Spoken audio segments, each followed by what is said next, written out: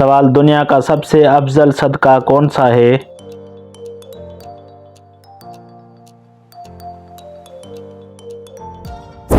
जवाब, दीन सीखना और सिखाना।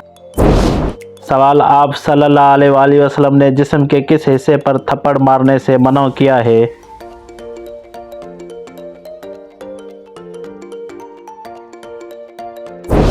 जवाब, मुंह पर।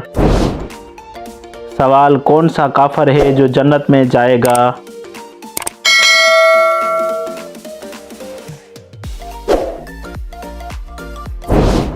जवाब, जो पैदाइशी पागल हो।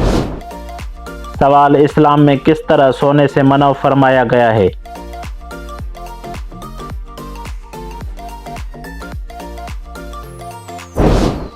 जवाब, पेट के बल।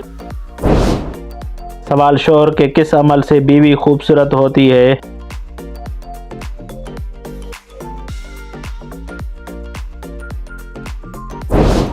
जवाब, हुस्न अखलाक से।